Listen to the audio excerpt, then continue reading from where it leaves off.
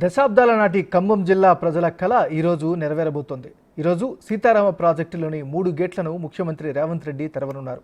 గోదావరి నది కుడి ఒడ్డున భద్రాద్రి కొత్తగూడెం జిల్లా ఆస్వాపురం మండలంలోని దుమ్మగూడెం వద్ద సీతారామ లిఫ్ట్ ఇరిగేషన్ ప్రాజెక్టు నిర్మాణం జరిగింది. ఈ ప్రాజెక్టు ద్వారా ఖమ్మం, కొత్తగూడెం, మహబూబాబాద్ జిల్లాలోని రైతులకు లబ్ధి కలుగుతుంది. ఆయా జిల్లాల ఆయకట్టుకు సాగునీటితో పాటు ప్రజలకు తాగునీరు, పారిశ్రామిక నీటి అవసరాలకు నీరును అందించాలి అనేది ఈ ప్రాజెక్టు లక్ష్యం.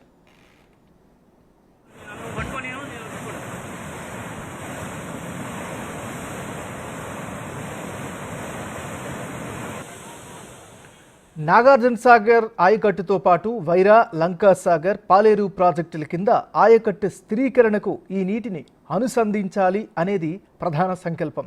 3.28 లక్షల ఎకరాల కొత్త ఆయకట్టుతో పాటు 3.45 లక్షల ఎకరాల పాత ఆయకట్టు స్థిరీకరణ కలిపి మొత్తం 6.73 లక్షల ఎకరాల ఆయకట్టుకు నీరు అందించాలని లక్ష్యంగా ఈ ప్రాజెక్టు నిర్మించారు.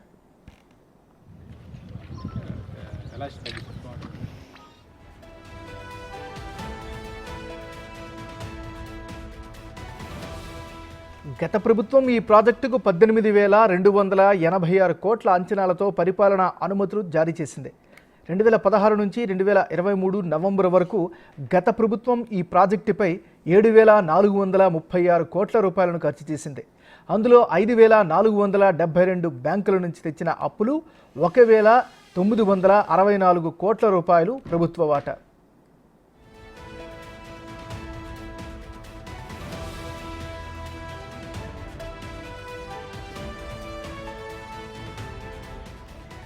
₹7,400 కోట్ల రూపాయలు ఖర్చు చేసి ఎక్కడికక్కడ పనులు వదిలేసింది గత ప్రభుత్వం. ఈ ప్రాజెక్టు ద్వారా రైతులకు 1 ఎకరం కూడా నీళ్లు ఇవ్వకుండా ప్రాజెక్టును నిరుపయోగంగా వదిలేసింది కేసీఆర్ సర్కార్.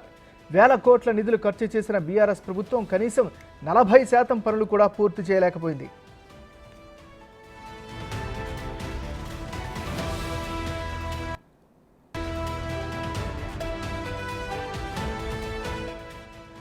కాంగ్రెస్ ప్రభుత్వం అధికారంలోకి వచ్చిన 6 నెలల్లోనే ఈ ప్రాజెక్టుకు మోక్షం కలిగింది. ముఖ్యమంత్రి రేవంత్ రెడ్డి ఆదేశాలతో మిగిలిన పనులన్నీ యుద్ధ ప్రాతిపదికన పూర్తయ్యాయి.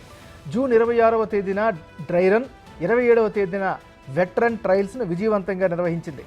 గత ప్రభుత్వం ఈ ప్రాజెక్టు కాలువను తవ్వి ఎక్కడికక్కడ వదిలేస్తే ప్రస్తుత కాంగ్రెస్ ప్రభుత్వం ఉన్న నీటిని ఎలా వాడుకోవాలి అనే ఆలోచనతో ముందడుగు వేసింది.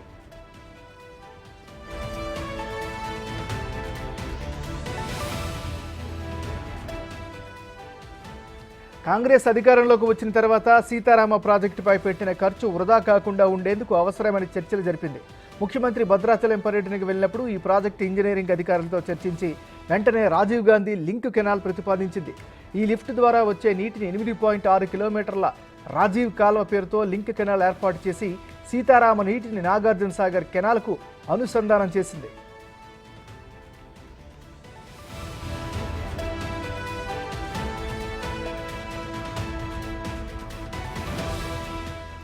కేవలం 75 కోట్ల రూపాయలు మాత్రమే ఖర్చు చేసి రాజీవ్ లింక్ కెనాల్ను 3 నెలల్లో పూర్తి చేసింది కాంగ్రెస్ సర్కార్.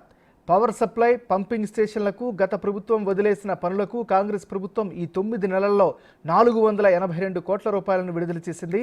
ఈరోజు వైరాలో ఈ రాజీవ్ లింక్ కెనాల్ను ముఖ్యమంత్రి రేవంత్ రెడ్డి ప్రారంభిస్తారు. దీంతో దాదాపు 1,50,000 ఎకరాలకు సాగునీరు అందుతుంది. దీంతో సాగర్ ఎడమ కాల్వ పరిధిలోని ఆయకట్టు రైతుల సాగునీటి కొరత తీరడంతో పాటు కొత్త ఆయకట్టుకు సాగునీరు అందుతుంది.